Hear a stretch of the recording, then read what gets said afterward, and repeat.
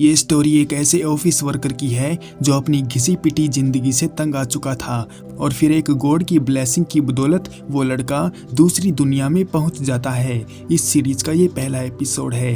अगर आपको इसके और भी एपिसोड देखने हैं तो चैनल के साथ बने रहें। टेकारू नाम का लड़का जो अपनी रोज की बोरिंग लाइफ से परेशान हो गया है, उसे ऑफिस जाना और गधों के जैसे काम करके वापस घर आना पसंद नहीं है, बल्कि वो तो अपनी जिंदगी में कुछ बड़ा करना चाहता है। उसके मन की बात को ऊपर वाला सुन लेता है और एक लड़के का रूप लेकर टेकारू के सामने आ जाता है उसकी इच्छा पूरी करने के लिए। उनका कहना है कि वो टेकारू को दूसरी दुनिया में भेजेंगे अपनी मर्जी की जिंदगी जीने के लिए और साथ में कुछ पावर भी गिफ्ट करेंगे, जैसे चीजों को ढूंढने की पावर, बेहिसाब माना, अदर लैंग्वेज रीडिंग पावर, कुछ मदद के लिए साथी और एक स्टोर बैग जो चीजों को कैरी करने में हेल्प करेगा। ये सभी पावर्स देकर गॉड टेकारू को भेज देते हैं ओल्ड एरा में, जहाँ कीमती सामान को ढूंढकर टेकारू को उसे बेचना है ताकि वो इंसानों के बीच जाकर अपना गुजारा कर सके।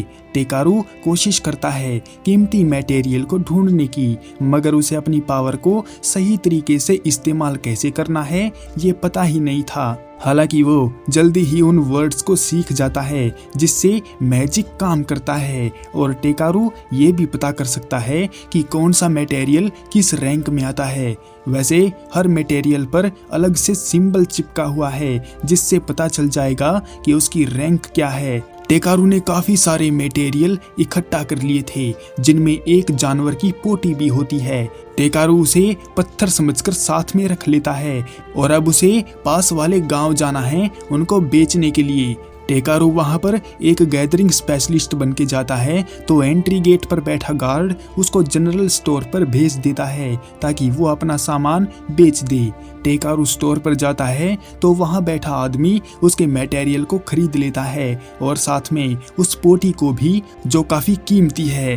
टेकारू को समझ आता है कि यहाँ का पैसा मेन यूनिवर्स से ज्यादा कीमती है, जैसे 90 रुपये के बराबर $1। टेकारू की पावर को देखते हुए आदमी उससे एक मदद मांगता है। वो चाहता है कि टेकारू ईस्ट माउंटेन पर जाकर एक मिथ्रिल लेकर आए, जिसके बदले में आदमी उसे एडवांस में काफी सारे पैसे या यूं बोलें गोल्ड कॉइन भी देता है। लेकिन उस पहाड़ी पर खतरनाक मॉन्स्टर भी रहते हैं जिससे टेकारू की जान भी जा सकती है। खैर, टेकारू को इन सब की कोई चिंता नहीं है और उनकी डील पक्की हो जाती है।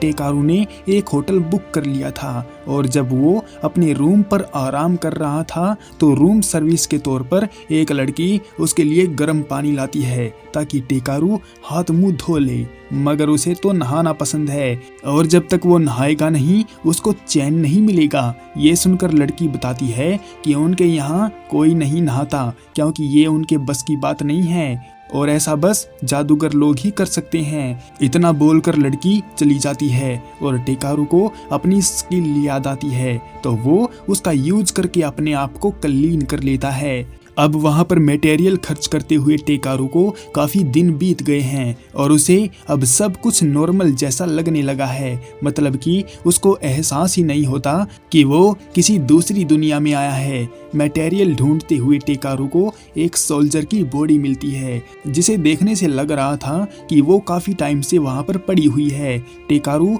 सोल्जर की बॉडी को रिस्पेक्ट देते हुए उसको दफना देता है और उसकी आत्मा की शांति के लिए प्रे करता है। इसके बाद शाम हो जाने पर टेकारू जंगली जानवरों से बचने के लिए बैरियर लगाता है और मैजिक स्टोन का इस्तेमाल करके अपने लिए खाना बनाता है। अगले दिन टेकारू उस मॉन्स्टर वाले इलाके में एंटर कर जाता है। वहाँ का एनवायरनमेंट काफी डार्क है, पेड़ काले पड़ चुके हैं और आसपास किसी जानवर का नामो निशान भी नहीं था। इन सब बातों को इग्नोर करके टेकारू जल्दी से वहां से निकलता है और एक खाई में जा गिरता है। टुकड़े होने से पहले टेकारू फ्लाइंग मैजिक का इस्तेमाल करता है और सेफ लैंडिंग कर जाता है। टेकारू को वहां पर स्टोन मटेरियल मिलते हैं तो वो उनको इकट्ठा करने लगता है। टेकारू पास में एक छेद भी कर देता है जिसमें से उसको मिथ्रिल के टुकड़े मिलते हैं। हालांकि इतना काफी नहीं था, इसलिए टेकारू आगे बढ़ता है और एक केव जैसी जगह पर पहुंच जाता है। टेकारू अपने सामने काफी साफ और कीमती पानी को देखता है, लेकिन तभी उसे एक आवाज आती है और टेकारू से पूछती है कि वो यहाँ पर क्यों आया है और उसे क्या चाहिए। मगर इन सब को नजरअंदाज करके टेकारू उस पानी को चेक करता है तो वो काफी हाई लेवल का था, जिसकी रैंक SS थी।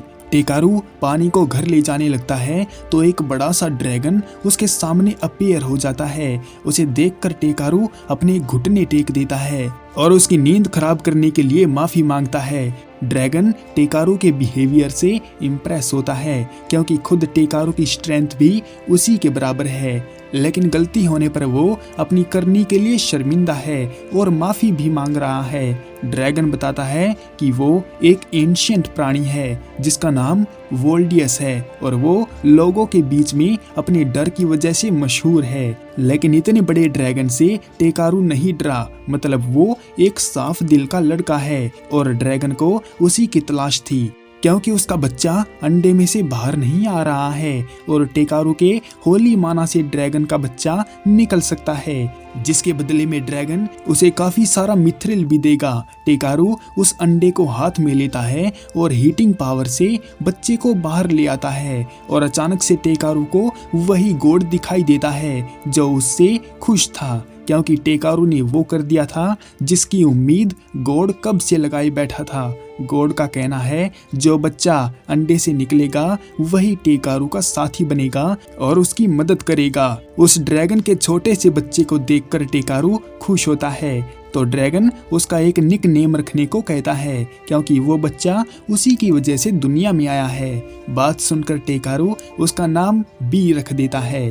फिर ड्रैगन बी को टेकारू के पल्ले बांध देता है ताकि वो सारी दुनिया को एक्सप्लोर करे और एक अच्छा बच्चा बनके ड्रैगन का नाम रोशन करे। वैसे ये काम तो कुछ ऐसे भी हो सकता है।